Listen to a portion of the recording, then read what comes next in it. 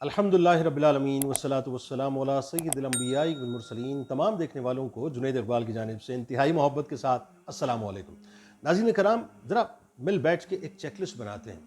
اور اس check list میں ذرا چیک کرتے ہیں کہ ہماری آپ کی پریورٹیز کیا کیا ہیں۔ یعنی یہ جو ہماری سوچ ہے، ہماری اپروچ ہے، ہمارے نظریات ہیں، یوں کہیے کہ ہمارا جو قلبی میلان ہے یا جو ہمارا ذہنی میلان ہے، یا یوں کہہ لیجئے کہ ہماری جو بیسک انسٹنکٹ ہے وہ ہمیں لے کر کہاں پہ جاتی ہے۔ اس پریورٹی لسٹ سے آج بہت سی باتیں ہمارے سامنے انشاءاللہ ضرور آئیں گی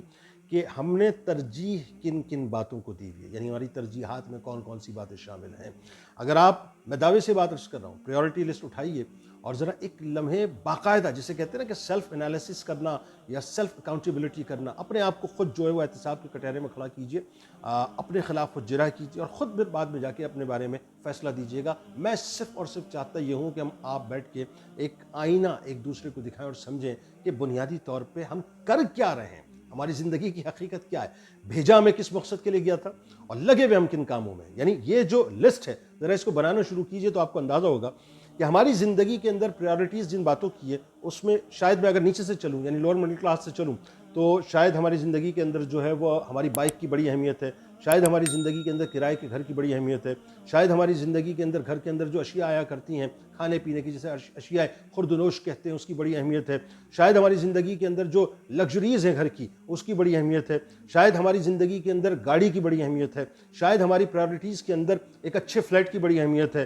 شاید ہماری پریورٹیز کے اندر ایک اچھے بنگلے کی بڑی اہمیت ہے، شاید ہماری پریورٹیز کے اندر جم جانا، صحت حاصل کرنا بالکل کرنا چاہیے، ان تمام باتوں کی بڑی اہمیت ہے، شاید ہماری پریورٹیز کے اندر جو ہے وہ اپنا نام و نمود کمانا، یا یوں کہیے کہ عیش و عشرت کی زندگی گزارنا یا لیوش لائف اسٹائل کو اڈاپٹ کرنا، یہ ہماری پریورٹیز میں شامل ہے۔ شاید ہماری زندگی کے اندر اچھی تعلیم حاصل کرنے کے بعد اچھی جاب کے لیے محنت کرنا، ابراڈ جانا، ڈالرز میں پاؤنڈز میں کمانا، یہ ہماری پریورٹیز میں شامل ہے۔ شاید ہماری پریورٹیز میں ایک بہت اچھا کاروبار ہے کہ میں نے پیسہ در پیسہ کمانا ہے، بے انتہا پیسہ کمانا ہے۔ شاید ہماری پریورٹیز میں یہ ہے کہ حسین سی بیوی ہونی چاہیے یا خوبصورت سے شوہر ہونا چاہیے۔ شاید ہماری پریورٹیز میں یہ ہے کہ میری پی آر بڑی مضبوط ہونی چاہیے۔ شاید ہماری پریورٹیز میں یہ ہے کہ میں ایک ایسا نامور شخص بنوں یا نامور خاتون بنوں جو معاشرے کے اوپر ڈومینیٹ کرے، میرے پاس طاقت بھی ہو، قوت بھی ہو، کرسی بھی ہو، حکومت بھی ہو۔ یعنی اب آپ اس بات کو پھیلاتے چلے جائیے، یہ انسانی جبلت ہے، انسانی سوچ ہے، انسان کی پریورٹی میں یہ تمام باتیں ہوا کرتی ہیں۔ اس کو آپ اپنے انداز سے پھیلاتے چلے جائیں اور لکھتے چلے جائیں۔ لیکن ایک سوال میں اپنے آپ سے بھی اور آپ سے بھی کرنا چاہتا ہوں، اس میں موسٹلی باتیں ممکن ہے صحیح بھی، اور جو یقیناً ہمیں محنت کرنی چاہیے دنیا میں رہتے ہوئے، اس میں کوئی دوسری رائے نہیں ہے، لیکن مسئلہ یہ ہے کہ وہی سب کچھ نہیں ہے۔ میری بات سمجھ رہے ہیں؟ وہی سب کچھ نہیں ہے۔ یعنی اگر ان باتوں کو ہم نے کل سمجھ لیا تو اس کا مطلب یہ ہے کہ ہمارا جو اس دنیا میں آنے کا مقصد ہے وہ تو مکمل طور پر فوت ہو گیا۔ اور بات یہ ہے کہ جس شے کو ہمیں عطا کیا گیا تھا، یعنی جو یوں کہہ لیجئے کہ اللہ تعالیٰ کا ہمارے اوپر احسان عظیم تھا، اس شے کو ہم نے کہیں پریورٹی لسٹ کے اندر رکھا ہے کہ نہیں رکھا، یہ بڑی اہم ترین بات ہے۔ یعنی امت محمد صلی اللہ علیہ وآلہ وسلم میں پیدا ہونے کا مطلب آپ سمجھ رہے ہیں کیا ہے؟ اس کا مطلب یہ ہے کہ ہم رسول کریم صلی اللہ علیہ وآلہ وسلم کے امتی ہیں، سرکار علیہ السلام کے غلام ہیں۔ اس کا مطلب یہ ہے کہ ہم وہ ہیں جن کو اللہ تبارک و تعالیٰ نے ایمان کی دولت سے نوازا ہے۔ اب اس پوری پریورٹی لسٹ کو اٹھا کر ذرا چیک کیجئے صاحب، ہمارا جو ایمان ہے اس کو ہم نے اپنی لسٹ میں کہاں رکھا ہے۔ ہونا تو یہ چاہیے تھا کہ یہ جو ایمان ہے نا، یہ ٹاپ آف دا لسٹ ہوتا، سب سے پہلے ہوتا کہ جی سب سے پہلے میرا ایمان ہے، اس کے بعد میری صحت اور دیگر تمام باتیں جو اس کے بعد آئیں گی۔ مسئلہ آج صاحب یہ ہو گیا ہے کہ ہم نے ایمان کو اٹھا کے بالکل لسٹ میں کہیں آخر میں رکھ دیا ہے یا لسٹ سے ہی ڈسکارڈ کر دیا۔ اور مجھے کہنے دیں، برا مت مانیے گا اس بات کا، مجھے کہنے دیں، ہم سب اس وقت چونکہ ظاہر ایک دوسرے کو آئینہ دکھا رہے ہیں، تو مجھے ایسا لگتا ہے کہ اس معاشرے کے اندر موسٹلی لوگوں نے ایمان کو اپنی لسٹ سے، پریورٹی لسٹ سے ڈسکارڈ کر کے رکھ دیا۔ اب اس کی مثال میں آپ کو دے دیتا ہوں۔ یعنی آپ دیکھیے، آج آپ جا کے دیکھ لیں، کورٹ کے اندر ایک شخص 50 روپے لیتا ہے، اس سے آپ جو چاہے جھوٹی گواہی معاذ اللہ قرآن پر ہاتھ رکھ کے دلوا دیجئے، تو کیا وہ اپنے ایمان کو فروخت نہیں کر رہا؟ یعنی آپ جا کے دیکھ لیجئے، پنسار کی دکان کے اوپر جو اشیاء خردنوش جو ہیں اس کے اندر جو مطلب ملاوٹ ہو رہی ہوتی ہے، ہول سیل کی سطح پہ جو ملاوٹ ہو رہی ہوتی ہے، ریٹیل کی سطح پہ جو ملاوٹ ہو رہی ہوتی ہے، کیا چند ٹکوں کے لیے ہم اپنے ایمان کو وہاں پر فروخت نہیں کرتے؟ میڈیکل اسٹور پہ چلے جائیے صاحب، جعلی ادویات، غلط اسٹیمپ کے ساتھ جو ہے غلط ناموں کے ساتھ مطلب بک رہی ہوتی ہیں، لوگ بیچ رہے ہوتے ہیں، لوگوں کی جانوں سے کھیل رہے ہوتے ہیں، کیا ہم اس وقت اپنے ایمان کو فروخت نہیں کر رہے ہوتے؟ ہاسپٹلز میں چلے جائیے، عالم کیا ہے کہ اگر کوئی مسلمان چلا جائے، چھوڑیے کوئی انسان چلا جاتا ہے صاحب، آپ بکرے کی طرح اس کو جو ہے ذبح ہوتے ہوئے دیکھتے ہیں، لوگ ذبح کرتے ہیں، ڈاکٹر ذبح کرتے ہیں، وہاں کی نرسز ذبح کرتے ہیں، مطلب اندازہ یہ ہو گیا کہ صاحب مطلب اگر خدا نخواستہ کسی کو ہاسپٹل جانا پڑ جائے تو ختم، پھر اس کا کیس ختم ہو گیا، یعنی اس کو جو ہے وہ اپنا مکمل طور پر کلاش اور کنگال کر کے، بلکہ آخر میں تو ایسا بھی ہوتا ہے کہ لوگوں کی میتیں وہاں سے نکلتی ہیں، تو کیا ہم اپنا ایمان وہاں پر فروخت نہیں کر رہے؟ آپ کسی تھانے میں چلے جائیے صاحب، آپ کے اوپر جو ہے وہ اپنے جائز کام بھی کروانا ہوگا تو اس جائز کام کے لیے بھی آپ کو پیسے دینے پڑیں گے، تو کیا وہاں پر ہم اپنے ایمان کو فروخت نہیں کر رہے؟ یعنی جو شخص بیٹھا ہوا ہے کرسی کے اوپر وہ اپنے ایمان کو فروخت نہیں کر رہا، آپ کی مجبوری سے فائدہ نہیں اٹھا رہا۔ آپ کسی کام کو کرانے کے لیے کسی ادارے میں چلے جائیے، اس ادارے میں آپ کے جائز کام کے لیے آپ کو جب تک پیسوں کے پہیے آپ نیچے فائل کے نہ لگائیں اس وقت تک آپ کا کام نہیں ہوتا، تو وہاں بیٹھا ہوا شخص جو ہے وہ اپنے ایمان کو فروخت نہیں کر رہا۔ آپ کسی دودھ والے کے پاس چلے جائیے صاحب، وہ دودھ والا جو ہے صبح اٹھنے کے بعد سب سے پہلا کام یہ کرتا ہے کہ میں نے دودھ کے اندر پانی کتنا ملانا ہے، یوں کہہ لیجیے کہ پانی میں دودھ کتنا ملانا ہے، تو کیا وہ اپنے ایمان کو وہاں پر فروخت نہیں کر رہا ہے؟ آپ کسی گوشت والے کے پاس چلے جائیے، صبح جو سلاٹر ہاؤسز کے اندر ہو رہا ہوتا ہے، یعنی جانوروں کی نسوں کے اندر جو ہے باقاعدہ پانی پمپ کیا جاتا ہے، ان کا ویٹ بڑھایا جاتا ہے، تو کیا وہ اپنے ایمان کو وہاں پر فروخت نہیں کر رہے؟ آپ مطلب اس بات کو آپ پھیلاتے چلے جائیے، پھر بے شرمی، بے غیرتی اور بے حیائی کا جو طوفان بپا ہو چکا ہے، کیا ہم نے اپنے ایمان کو، یعنی سوچئے ذرا، سرکار مدینہ صلی اللہ علیہ وآلہ وسلم نے فرمایا، اور جس حدیث کا مفہوم ہمیں ملتا ہے کہ جس میں حیا نہیں وہ جو چاہے کرے، تو سرکار علیہ السلام نے بے شرموں کو، بے حیاؤں کو ڈس اون فرمایا ہے، تو کیا ہم وہاں پر اپنے ایمان کو فروخت نہیں کر رہے؟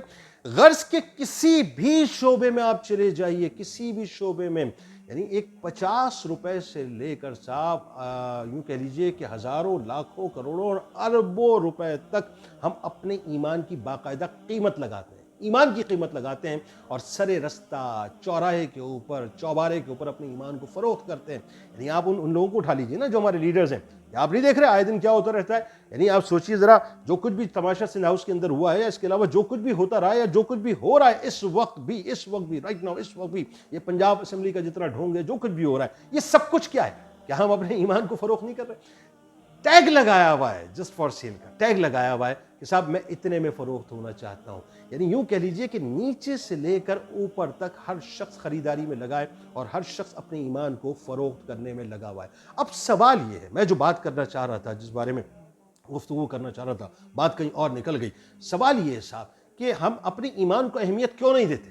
یعنی جس وقت یہ جو سانسیں ہماری بند ہو جائیں گی، ہمیں معلوم ہی نہیں ہے صاحب کہ ہم لے کے کیا جائیں گے۔ رسول کریم صلی اللہ علیہ وآلہ وسلم کی ایک حدیث مبارکہ میں آپ کے سامنے رکھ دیتا ہوں، خدا کی عزت و جلال کی قسم اگر آپ اس بات کو سمجھ لیں گے نا، تو آپ اپنے ایمان کو سب سے پہلے محفوظ رکھیں گے، سب سے پہلے آپ کسٹوڈین بنیں گے اپنے ایمان کے، کہ جی ساری باتیں بعد میں ہو جائیں گی صاحب، ساری باتیں بعد میں ہو جائیں گی، انشاءاللہ محنت بھی کر لیں گے، ترقی بھی کر لیں گے، تعلیم بھی حاصل کر لیں گے، صحت پہ بھی توجہ دے دیں گے، سب کچھ ہم کر لیں گے انشاءاللہ جو خیر کی باتیں ہیں، دنیا میں رہ کے دنیا میں اس انداز سے ہم جئیں گے جس انداز سے جینے کا حق ہے، اور آخرت کی تیاری بھی کر لیں گے، لیکن اس کی بنیاد یہ ہے کہ اپنے ایمان کو سب سے پہلے ہمیں محفوظ کرنا ہوگا۔ رسول کریم صلی اللہ علیہ وآلہ وسلم نے فرمایا، ظاہر ہے جو صادق و مصدق ہیں، کہ انسان کا نطفہ ماں کے پیٹ میں 40 دن اور راتوں تک جمع رہتا ہے۔ اچھا سائنس ان باتوں کو پروف کر رہی ہے، ذرا آپ تھوڑا سا کراس چیک کرتے ہوئے بھی ساتھ ساتھ چلیے گا، لیکن جو بات میں آپ کو بتلانے والا ہوں بڑی کام کی بات ہے، اس کو ذرا توجہ سے سننے کی سرکار نے فرمایا کہ انسان کا نطفہ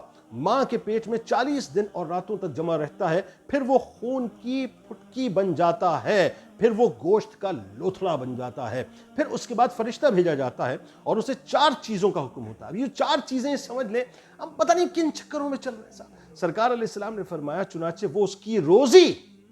آپ سن رہے ہیں میری بات، یعنی اس کی روزی جو ہے اس کا تعین پیٹ میں ہو جاتا ہے۔ سرکار نے فرمایا کہ پھر وہ اس کی روزی، اس کی موت، اس کا عمل، اور یہ کہ وہ بدبخت ہے یا نیک بخت ہے لکھ دیا جاتا ہے۔ یہ ابتدائی جملے میں نے حدیث کے آپ کو بتلائے، یعنی اس کا مطلب یہ ہو گیا کہ روزی کا تعین ہو چکا ہے، جو آپ کو ملنا ہے، جتنا رزق ملنا ہے، جو کچھ ملنا ہے، اللہ تبارک و تعالیٰ نے لکھ دیا ہے۔ پیمانہ آپ نے بنانا ہے صاحب، حلال راستے سے جانا ہے، حرام راستے سے جانا ہے. اصل تو یہ لکھ دیا گیا ہے ماں کے پیٹ کے اندر، موت کے بارے میں بتلا دیا گیا ہے. آپ اچھے ہوں گے برے ہوں گے یہ بھی اللہ تبارک و تعالیٰ نے اپنے علم کے مطابق بتلا دیا ہے. پھر آگے سرکار علیہ السلام نے فرمایا پھر اس میں روح پھونکتا ہے اور تم میں سے ایک شخص جنت والوں کے سے عمل کرتا ہے. اب جو سرکار نے فرمایا نا یہ ہے سمجھنے والی بات کہ ایک شخص جنت والوں کے سے عمل کرتا ہے اور جب اس کے اور جنت کے درمیان صرف ایک ہاتھ کا فرق رہ جاتا ہے تو اس کی تقدیر غالب آتی ہے اور وہ دوزخ والوں کے عمل کرنے لگتا ہے اور دوزخ میں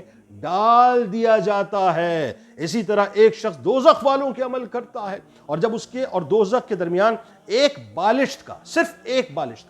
بالشت کا فاصلہ رہ جاتا ہے تو تقدیر غالب آتی ہے اور وہ جنت والوں کے کام کرنے لگتا ہے اور پھر جنت میں داخل کر دیا جاتا ہے. یعنی اس کا مطلب کیا ہوا صاحب؟ بڑی آسان سی بات میں آپ کو سمجھا دیتا ہوں کہ انسان اس بات پر ایک تو تفاخر نہ کرے کہ میں تو بڑا جنتی آدمی ہوں. نہیں، خدا نہ خواستہ، آپ کو پتہ ہی نہیں ہے صاحب کہ اللہ کی خفیہ تدبیر کیا ہے. آپ اچانک چلتے چلتے ایک دم ڈسٹریکٹ ہو جائیں گے، ایک دم راستے سے ہٹ جائیں گے اور خدا نہ خواستہ آپ دوزخیوں میں جو شمار ہو جائیں گے. اور بہت سے ایسے لوگ ہیں جن کو برا نہ کہیں کہ یار یہ تو بڑا دوزخی قسم کا آدمی ہے، گناہگار آدمی ہے. نہیں، بالکل نہ کہیں. ہو سکتا ہے اللہ تبارک و تعالیٰ اس پہ کرم کر دے، وہ جنتی ہو جائے زندگی کے آخری لمحات میں. لیکن اس پوری گفتگو کے درمیان جو ایک بڑی کام کی بات ہے اور جسے سمجھنا بہت ضروری ہے وہ یہ ہے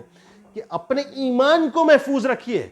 خدا نہ خواستہ آپ ڈسٹریکٹ ہو گئے اور خدا نہ خواستہ آپ راندے درگاہ کر دیے گئے، ساری چیزیں ایک طرف ہو جائیں گی. جس بائک پہ آپ کو ناز ہے، جس گاڑی پہ آپ کو ناز ہے، جس فلیٹ پہ آپ کو ناز ہے، جس بنگلے پہ آپ کو ناز ہے، جس مال پہ آپ کو ناز ہے، جن دوستوں پر آپ کو ناز ہے، جن رشتہ داریوں پر آپ کو ناز ہے، جس اسٹیٹس پر آپ کو ناز ہے. یا آج تو ظاہر ہے آج کا دور تو ایسا ہے ہر آدمی طاقت قوت اور کرسی کی بات کر رہا ہے، تو جن کرسیوں پر آپ کو ناز ہے یہ سب ایک طرف ہو جائیں گی. آپ کے ساتھ جو شے جائے گی نا، وہ دعا لوگ کرتے ہیں نا عموماً اور کہتے ہیں کہ صاحب یہی دعا کیا کرو. علماء یہی فرماتے ہیں کہ اللہ تبارک و تعالیٰ ہمارے ایمان کو سلامت رکھے اور ہم ایمان کی سلامتی کے ساتھ جو ہے اس دنیا سے جائیں. تو یہ ایمان کی سلامتی صاحب یہی تو ہے نا کہ اپنے ایمان کو محفوظ رکھیے، اس کو پریورٹی دیجئے، اس کو ترجیح دیجئے. جس شخص نے اپنے ایمان کو ترجیح دی، میں آپ کو واللہ باللہ تاللہ بتاؤں وہ شخص انشاءاللہ کبھی ناکام نہیں ہوگا. کیونکہ جب انسان کی آنکھیں بند ہوں گی نا، مال بھی ساتھ نہیں ہوگا، رشتہ دار بھی ساتھ نہیں ہوگا، کوئی ساتھ نہیں ہوگا، اعمال ساتھ ہوں گے، ایمان ساتھ ہوگا. ایمان کو مضبوطی سے تھام لیجئے اور اس کی سب سے پہلے حفاظت کیجئے،